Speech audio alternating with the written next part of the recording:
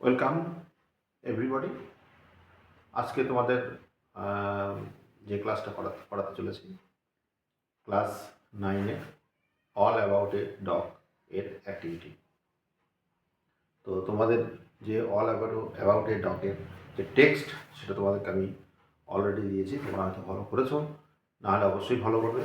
যদি ভালো লাগে অবশ্যই সাবস্ক্রাইব করবে আমার চ্যানেল। তোমরা আমার চ্যানেলের নাম হয়তো জেনেছ, AI plus plus, the best of the best coaching institute. তো নামটা তোমরা মনে রাখবে অবশ্যই, এবং সাবস্ক্রাইব করবে, শেয়ার করবে বন্ধুদেরকে দেখার জন্য। তো যাই হোক, এখন তোমাদের যেটা আমি করাতে চলেছি, অল অ্যাবাউট এ ডগ এর অ্যাক্টিভিটি সমাধান, এক্সারসাইজ 1। তো দেখতে পাচ্ছ এখানে tick the right answer from the given alternatives বলে কথাটা বলা আছে। তোমরা মেরিটটা কিন্তু অবশ্যই করার চেষ্টা করবে। এইরকম কিন্তু অপশানটা তোমাদের কিন্তু সামেটিক পরীক্ষায় বলো, বা ফাইনাল পরীক্ষায় বলো, বা মাধ্যমিকে যেরকম পরীক্ষাগুলো তোমরা আগামী যে দিতে চলেছ, আর আগামী বছর যে তোমাদের পরীক্ষাটা মাধ্যমিকে হবে আর কি। এবারে তোমার 9-এ আছো, যাকে তো এখানে 4টে করে অপশান দেওয়া থাকবে। 4টের মধ্যে যেটা সঠিক সেটা কিন্তু তোমাকে টিক দিতে হবে। তো যাকে বলছি, বলে দেওয়া আছে টিক দ্য কারেক্ট অ্যান্সার, সঠিক উত্তরে টিক দাও। তো এখানে কি বলা আছে, the younger one carried a little. অল্প বয়স্ক মহিলা যিনি কি নিয়ে যাচ্ছিলেন, বহন করছিলেন। ক্যারি মানে কি তোমরা জানো, ক্যারি মানে কিন্তু বহন করা। সরি,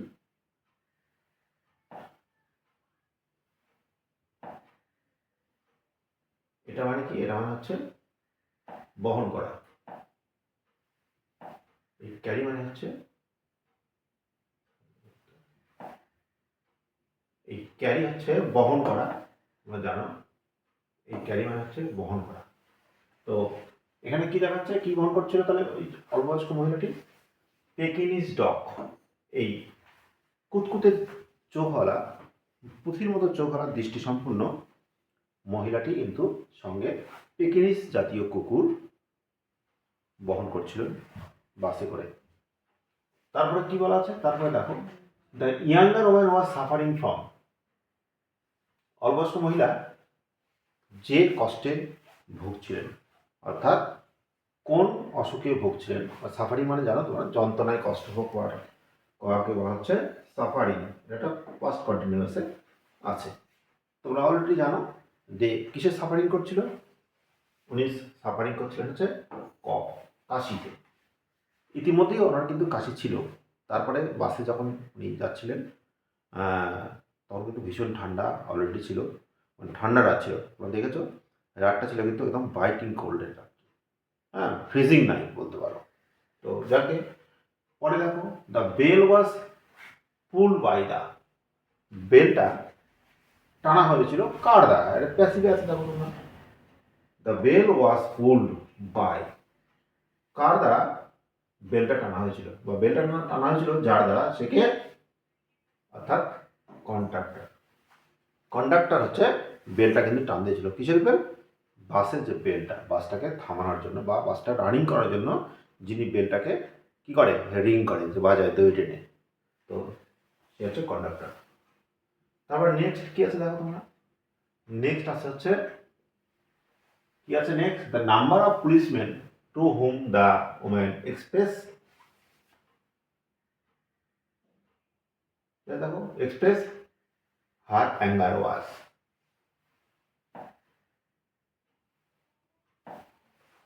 তো কি হলো, the number of policemen to whom the women express her anger was. যে কজন পুলিশের প্রতি মহিলাটি তার রাগ প্রদর্শন করেছিলেন। কজন তোমরা জানো? 3 জন। 3জন পুলিশম্যান এর প্রতি কিন্তু রাগ ঝেড়েছিল ওই বাসের মধ্যে থাকা মহিলাটির মধ্যে একজন। The problem the bus face to us. যে সমস্যার মুখোমুখি হয়েছিল বাসটি, জানো, প্রবলেম মানে সমস্যা, আর ফেস মানে মুখোমুখি হওয়া। কিসের সঙ্গে মুখোমুখি হয়েছিল, কোন সমস্যার সঙ্গে বাসটি? অর্থাৎ বাসটি কিন্তু ইঞ্জিন একটা বিকল হয়ে গেছিলো, অর্থাৎ ইঞ্জিনটা খারাপ হয়েছিল, তোমরা এটা জানো। তো এর সঠিক অ্যান্সার কিন্তু বিটা, বি অপশনটা। তোমরা এদিকে কিন্তু একটা কলম আছে, দেখো, এগুলো তো কিন্তু রাইট চিহ্ন দিতে পারো, তাও হবে, একই ব্যাপার। আমি এগুলো দিইনি, তাই বুঝে গেলে। পরে নেক্সট আছে দেখো, how many people goat into the bus with the younger man. অর্থাৎ এই কথাটার অর্থ হচ্ছে, এই বাক্যটার অর্থ এখানে দেওয়া আছে, দেখো তোমরা একটু answer the following question with 15 ওয়ার্ডস। অর্থাৎ 50টা শব্দে, 50টা শব্দে তোমাদের কী করতে হবে, অ্যান্সারটা কিন্তু লিখতে হবে, মোটামুটি 50টার মধ্যে। তো 50টা শব্দ উত্তর লিখতে গেলে যা যতটা মানের হবে সেটা কিন্তু অনলি 1 মার্কস। এই প্রশ্নগুলোর জন্য তোমার পাবে হচ্ছে 1 মার্কস করে। নেক্সট যে প্রশ্নগুলো আছে 3 নাম্বার এক্সারসাইজে, এটা থাকছে তোমাদের 2 মার্ক, এটা থাকছে 2 মার্ক, অ্যান্সারগুলো 2 মার্ক, অর্থাৎ একটু বড় হবে। দেখতে পাচ্ছ এখানে 25 ওয়ার্ডস রয়েছে, আর সরি এটা 15 ওয়ার্ডস, 15 অর্থাৎ 15টা ওয়ার্ড, তখন ভুল হয়েছে, 50টা বলেছি, 15 ওয়ার্ডস, আর এটাতে 25 ওয়ার্ডস, 25টা ওয়ার্ড, 2 মার্ক জায়গায়। How many people goat into the bus with the younger man. কতজন লোক বাসের ভেতরে ঢুকেছিল। তো এটার অ্যান্সারটা আমরা কীভাবে লিখব, এখানে আমরা লিখতে পারি 1 ওম্যান,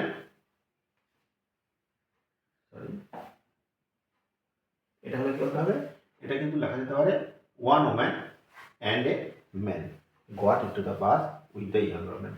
তো যাই হোক, এখানে লেখার অতখানি জায়গা নেই, তোমাদের ইন্ডিয়াটাও আমি অ্যান্সার শিট তোমাদের দেখাচ্ছি। দেখো এখানে তোমরা দেখতে পাবে অ্যান্সারটা কীভাবে আছে। দেখো এখানে how many people goat into the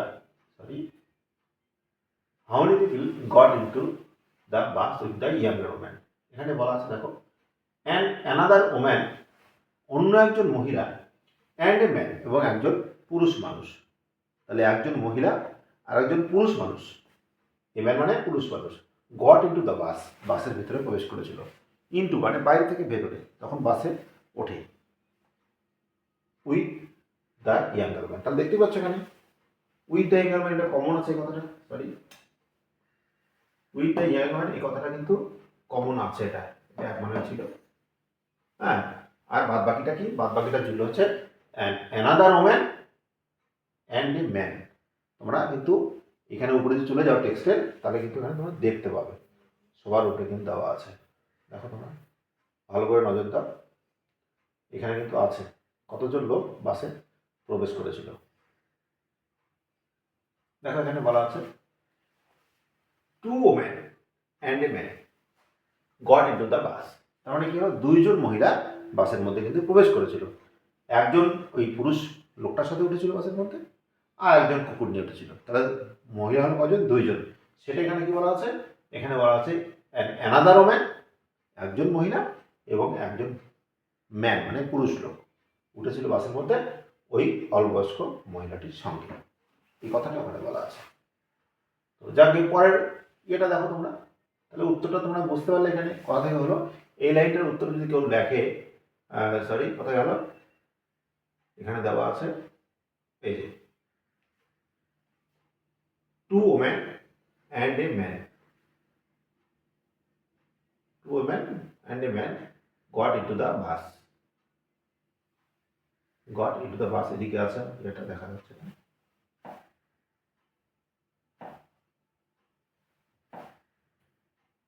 দেখো এই যে got in together fill the vacant places. এই অবধি উত্তর লিখলেও কিন্তু তোমাদের কিন্তু এটা কিন্তু হয়ে যাবে অ্যাকচুয়ালি, হ্যাঁ।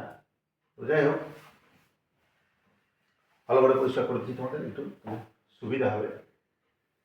এখানে দেখো তাহলে অ্যান্সারটা কি হবে, 2 ওম্যান অ্যান্ড এ ম্যান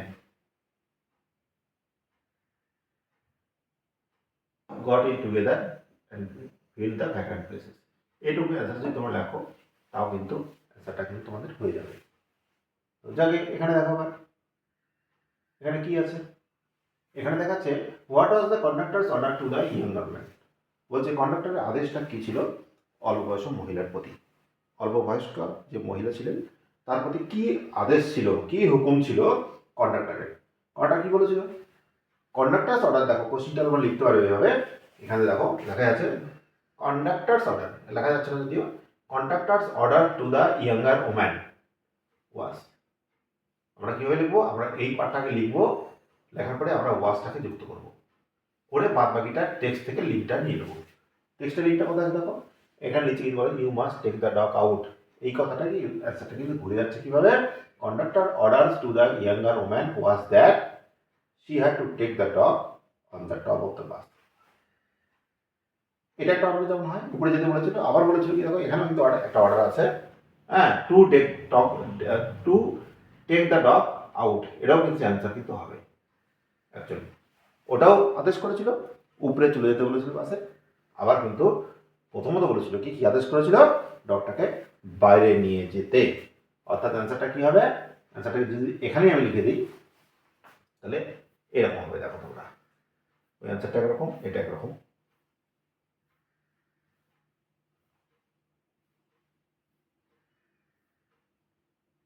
এটা দ্য কন্ডাক্টরস অর্ডার, অ্যান্সারটা এরকম হবে, the কন্ডাক্টরস order to the younger woman, তারপর লিখবে ওয়াজ। ওয়াজ বলে কি বলবে, টু, এখানে লিখেছি to take the dog out of the bus. এইটুকু অ্যান্সার লিখলেও কিন্তু তোমাদের কিন্তু হয়ে যাচ্ছে। অথবা যেটা বললাম এটাও কিন্তু একটা অর্ডার, কন্ট্রাক্টর অর্ডার কি, contractor order to the younger woman that was that she had to take the dog on the top of the bus. কুকুরটাকে নিয়ে উপরে যেতে বলেছিল, দুটোই অর্ডার আছে।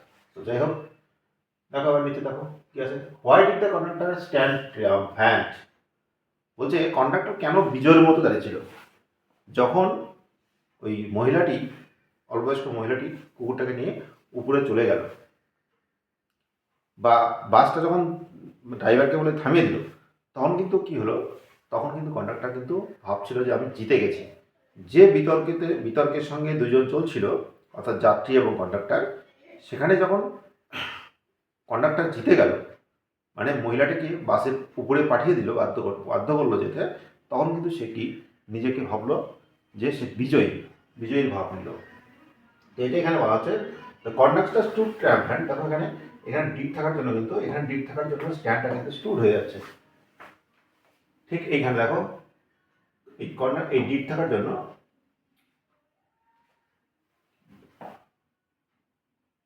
এই ডিপ থাকার জন্য কি দাঁড়াচ্ছে, ডিপ থাকার জন্য কিন্তু এখানে হয়ে যাচ্ছে, এই ডিপ থাকার জন্য এই স্ট্যান্ডটা হয়ে যাচ্ছে স্টুড। এটা তোমাদের গ্রামার টেন্সের বিষয়টা তখন আমি পরে এটা বলবো। তো কি বলবো তাহলে উত্তরটা, দ্য কন্ডাক্টর স্টুড ট্রায়াম্ফ্যান্ট, এটা হয়ে যাবে, মানে বিজয়ের মতো দাঁড়িয়েছিল। কেন দাঁড়িয়েছিল, কি বলছে, because he complete the woman with the dog to go to the top of the বাস। অর্থাৎ মহিলাটিকে বাধ্য করেছিলেন, কন্ডাক্টর মহিলাটিকে বাধ্য করেছিলেন উপরে চলে যেতে কুকুরটাকে নিয়ে, বাসটার উপরে ডবল ডেস্ক ছিল তোমরা জানো, উপরে যে ফাঁকা অংশটা ছিল সেইখানে যেতে বাধ্য করেছিল। কারণ কি, কুকুর এবং মানুষ বা অ্যানিম্যাল একই সঙ্গে মানুষের সঙ্গে একই বাসে কিন্তু যাওয়া বা নিয়ে যাওয়া আইনত দণ্ডনীয় অপরাধ। What is the rule which can not be broken without danger of life and live, কোন আইনটা ভাঙা যায় না জীবন এবং অঙ্গ ভাঙা বা হানি বা ক্ষতি ছাড়া। যখন কোনো আইন থাকে, রাস্তার আইন বিশেষ করে এখানে বলা হচ্ছে, বা অন্য কোনো আইন কিন্তু জেনারেলি কোনো ব্রেক করা যায় না। কিন্তু এখানে বলা হচ্ছে টেক্সটের মধ্যে যে আইন ভাঙা যেতে পারে বিশেষ ক্ষেত্রে, অর্থাৎ কখন, যখন কেউ দুর্ঘটনায় মারা যায়, অথবা কি হয় কোনো অ্যাক্সিডেন্টে কোনো হাত পা কোনো অঙ্গ ভেঙে যায়, সেই ক্ষেত্রে কিন্তু আইনটাকে কী করা যায়, একটু অন্যভাবে দেখা যেতে পারে। তো সেটাই বলা হচ্ছে হোয়াট ইজ দ্য রুল, কোন আইনটা, which can not be broken, যেটা ভাঙা যায় না, without danger of life and লিভ, জীবন এবং অঙ্গ ক্ষতি ছাড়া, হানি ছাড়া। The rule of the road, অর্থাৎ রাস্তার আইন বলা হচ্ছে, এটাও কিন্তু আমাদের বইয়ের মধ্যেই আছে। The rule of the road can not be broken without danger of life and live, রাস্তার আইন কিন্তু কি হয়, জীবন আর অঙ্গ ক্ষতি ছাড়া ভাঙা যায় না। এটাও কিন্তু তোমাদের আছে, অ্যান্সারটা দেখো তোমরা এখানে, তোমার টেক্সটটা ভালো করে পড়বে তাহলেই কিন্তু পাবে। দেখো এখানে rules I said necessary some hard and fast rules like the rules of road which cannot be broken without danger life of death. অর্থাৎ অ্যান্সারটা কি হলো? The rule of road. এখন দেখতে পাচ্ছ এইখান থেকে নিয়ে এইখান থেকে যাবে, কিন্তু cannot be broken without danger life of death. এইটুকু কিন্তু অ্যান্সার, এটাই কিন্তু এখানে বলা আছে। যাই হোক, খুব ভালো করে লক্ষ্য করবে। নিচে দেখো এক্সারসাইজ 3 কি বলা আছে? Answer the following question within 25 ওয়ার্ডস। তোমাদের এটা বলে দিলাম যেটা কিন্তু 2 মার্কসের থাকছে, 2 মার্কসের থাকছে এটা।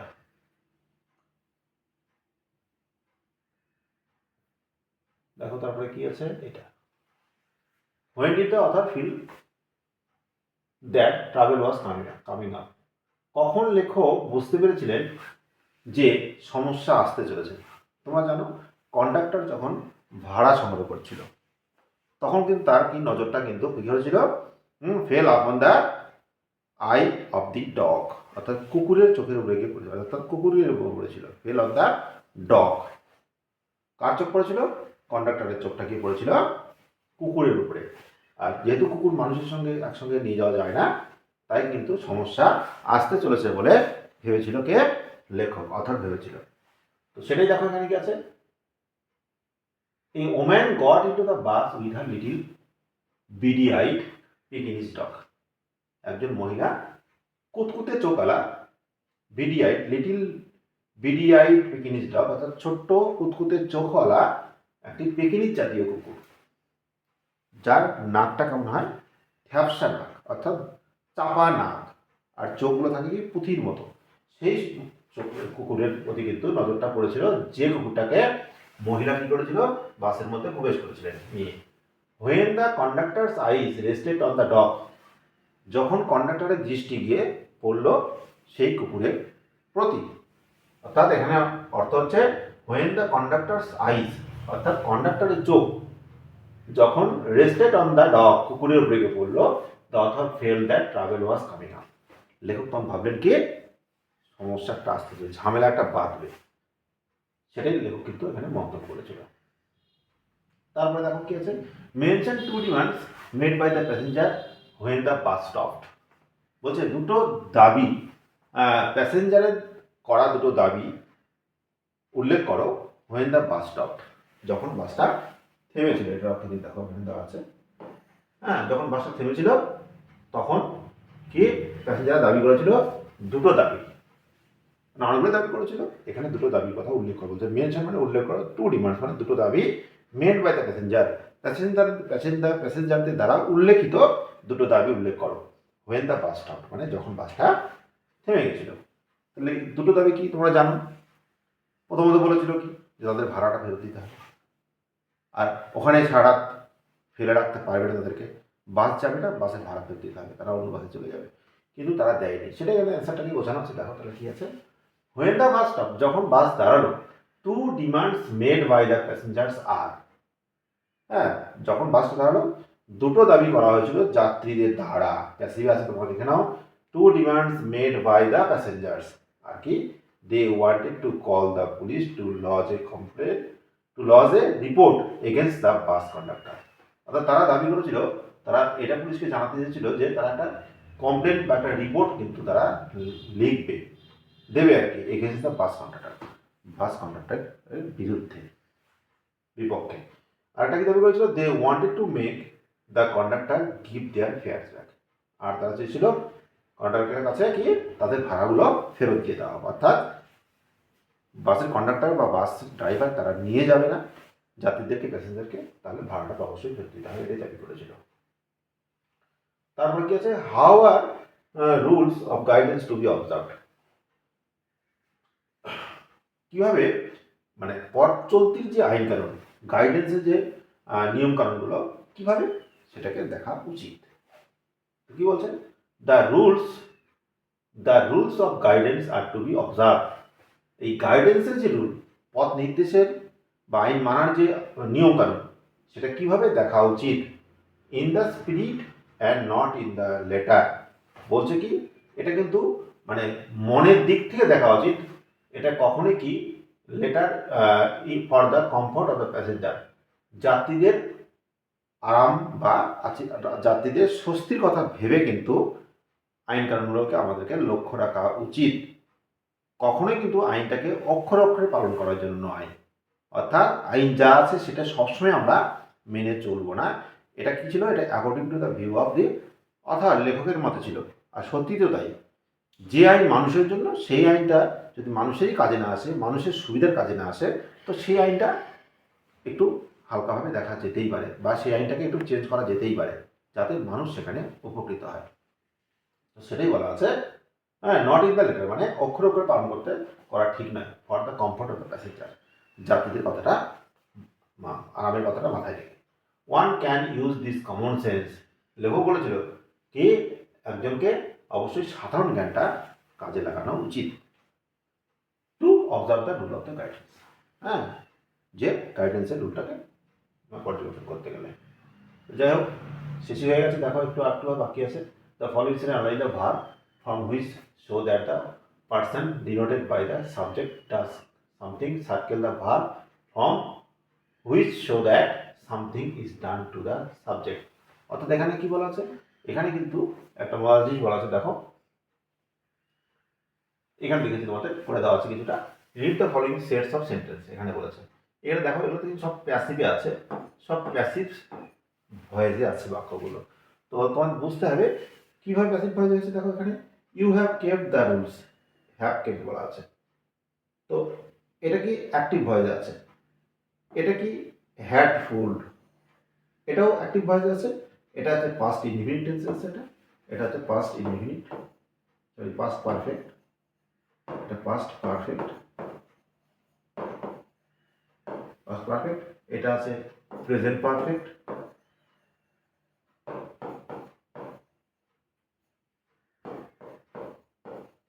প্রেজেন্ট পারফেক্টে আছে। এটা আছে ফিউচার কিসে, একটা ফিউচার, ফিউচার ইনডিফিনিটে আছে, এটা ফিউচার ইনডিফিনিটে আছে। Are the conductor will have return, এটা হচ্ছে কিসে আছে, এটা কিন্তু আছে তোমার হচ্ছে এই বাক্যটা আছে ফিউচার,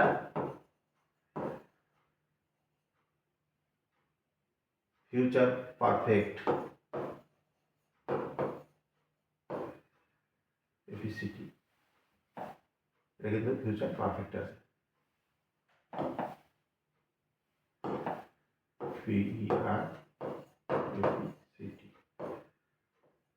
পারফেক্ট আছে। তো এটা থেকেই ভয়েস চেঞ্জটা করা আছে এখানে, তোমরা দেখো the rules has been kept by you, এটাকে প্যাসিভ করা আছে, এই বাক্যটাকে এটাকে প্যাসিভ করে দেওয়া আছে, এটা কিন্তু প্যাসিভ ফর্মে দেওয়া আছে। Has been kept, had been pulled out, had been pulled, আর এটা কি আছে, এটা আছে উইল বি ক্যারিড, আর উইল হ্যাভ বিন রিটার্ন, এগুলো সবটাই কি প্যাসিভ ফর্মে আছে, শুধু বি ভাব লাগানো আছে। যাই হোক, এগুলোর অনেক বিষয় আছে, সেটা পরে তোমাদেরকে জানাবো, এখন ডিটেলস করছি না। She has sung a song, she has sung a song মানে সে একটি গান করেছে। এটাকে প্যাসিভ করলে কি হবে? অ্যাক্টিভ ভয়েসে আছে, এটাকে প্যাসিভ বানাতে হবে। তাহলে এটাকে প্যাসিভ করলে কি হবে? এখানে সরি, এখানে কি বলেছে দেখো, এখানে প্যাসিভ করতে পারেনি। In the following sentence underline the verb forms which show that the person donated, মানে এখানে কি আছে, এখানে কিন্তু ভার্বটাকে দেখাচ্ছে, এখানে সাংটা কিন্তু ভার্ব, এখানে বলা আছে হ্যাজ সাংটা কিন্তু ভার্ব আছে, দেখো এখানে, হ্যাঁ, টেন্স অনুসারে হ্যাজ সাংটাকে করা আছে। আর এখানে কি করা আছে, এখানে কি করা আছে, এখানে কিন্তু হ্যাজ বিন কিন্তু করা আছে, হ্যাজ বিন সাং। আর এখানে কি আছে, উইল ড্র, এখানে কি করা আছে, উইল বি ড্র, এগুলো সবই কি প্যাসিভে আছে কিন্তু। আর এখানে কি হচ্ছে, এখানে কিন্তু অবজেক্টটা, এখানে সাবজেক্ট আছে, সাবজেক্টটাকে কিন্তু এখানে প্যাসিভ করা আছে, দেখো প্যাসিভ হলে কিন্তু এর সংটা কিন্তু আগে আছে, ব্যাপারটা তোমরা এটাকে সামনে এসেছে, আর এইটা কিন্তু বাই হার হয়ে কিন্তু এখানে গেছে, অর্থাৎ এটা প্যাসিভ, অ্যাক্টিভ ভয়েস থেকে প্যাসিভ ভয়েস চেঞ্জ করা আছে এখানে। তাই he will draw a picture, এই পিকচারটাকে সামনে আনা হয়েছে এইভাবে, আর এটা কিন্তু বাই হিম হয়ে এখানে গেছে, আর এখানে উইল বি হয়ে ড্র ভার্বের পাস্ট পার্টিসিপল এখানে হয়েছে, এটাকে বলা হচ্ছে প্যাসিভ। যাই হোক, প্যাসিভ ভয়েস কি অ্যাক্টিভ ভয়েস কি আমরা এটা পরে আলোচনা করব। চেঞ্জ দ্য ফলোইং সেন্টেন্সেস, এটাকে চেঞ্জ করতে বলেছে, অর্থাৎ অ্যাক্টিভ প্যাসিভ করতে বলেছে। তাহলে এটা কি হবে, এটা নীলা হ্যাজ গট এ বুক, এটা চেঞ্জ করার তাহলে কি হবে? A book has been by bought তোমরা জানো, bought এইচ হবে, bought by নীলা, এরকম হবে। They will have seen the cricket, তাহলে এটা কি হবে? The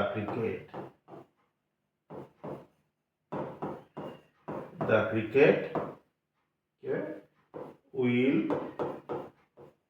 have been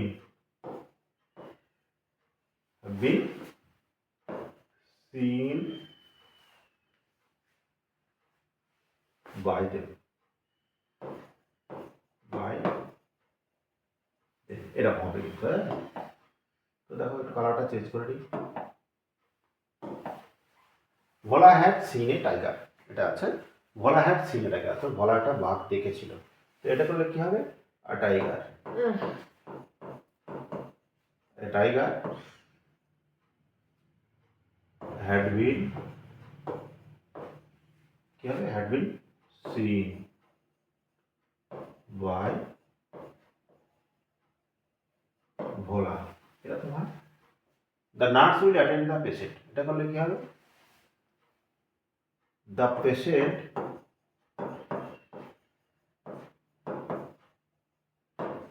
এটা অবজেক্ট সামনে চলে আসছে। দ্য পেশেন্ট উইল বি, কি হবে? Will be attend, A double T E N, attended, the patient will be attended by the nurse, এরকম হবে, এটা ফার্স্টটা। যাই হোক, তোমরা দেখে নেবে এগুলো, পরে ভয়েসে তোমাদের আলাদা ক্লাস তৈরি করবো আমি। Change the voice of the following sentence, এটা বলা আছে। এটা কিন্তু দেখো, এটা কিন্তু একটা মজার ভয়েস, ডু দ্য সাম, এটা কিন্তু পরীক্ষা আছে। তো এটা কি করবে তোমরা? লেট দিয়ে করবে, let the sum be solve,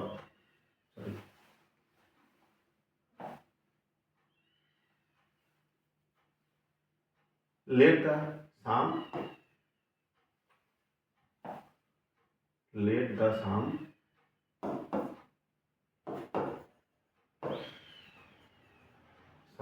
be done, এরকম তোমরা করবে। এটা the poem was written by her, এটা কি হবে? এটা প্যাসিভ আছে, এটা অ্যাক্টিভ করতে হবে, তাহলে এই হারটা কি হবে? হারটা সি হয়ে যাবে, C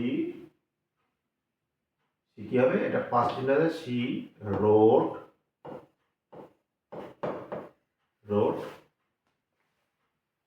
the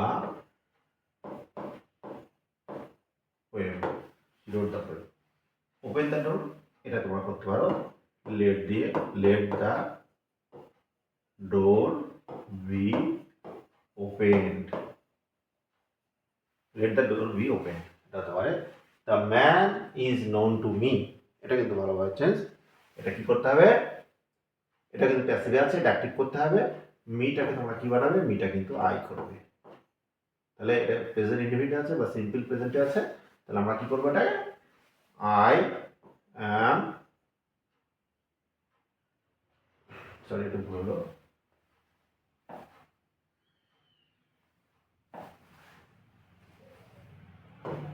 I know the man, এটা হচ্ছে ভয়েস। আরো ভয়েস দেখো, আরো ভয়েস একটা আছে, তাহলে শেষ হয়ে যাবে। হ্যাঁ, change the voice of the following sentence, they agreed to my plan,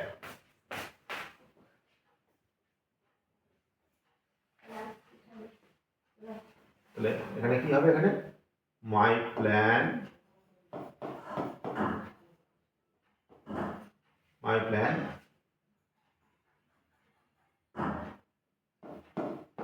is, instead of was হবে, sorry, my plan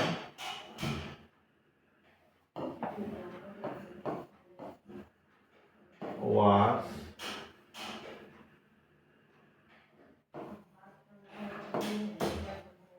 agreed by them.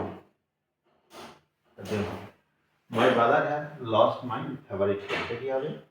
এটা কিন্তু হবে my favorite pen was lost. My favorite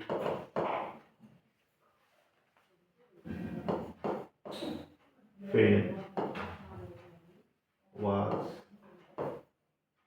lost by my brother.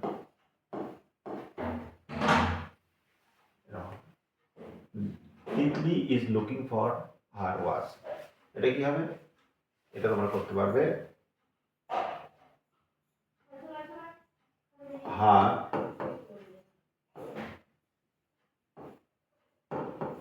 was is being looked by looked for by Titli.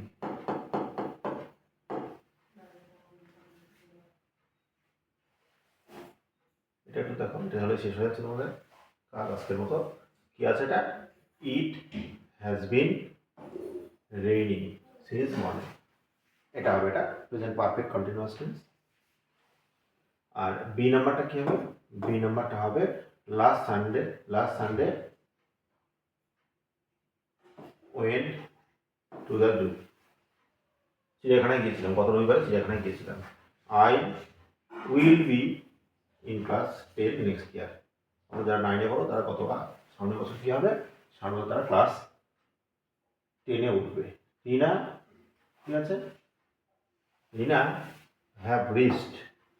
এটা হবে না, have হবে না, sorry, এটা হবে তোমার কি has reached. Rina has reached home just না। রিনা এইমাত্র ক্লাসে বাড়িতে প্রবেশ করেছে, পৌঁছে গেছে। রিনা এইমাত্র বাড়িতে পৌঁছে গেছে, পৌঁছেছে। যাক তোমরা দেখলে অ্যাক্টিভিটি সমাধানটা। যদি তোমাদের কাছে খুব ভালো মনে হয় তাহলে অবশ্যই তুমি সাবস্ক্রাইব করবে আমার channel AI class class, the best of the best coaching institute. Thank you very much সঙ্গে থাকার জন্য, ধন্যবাদ।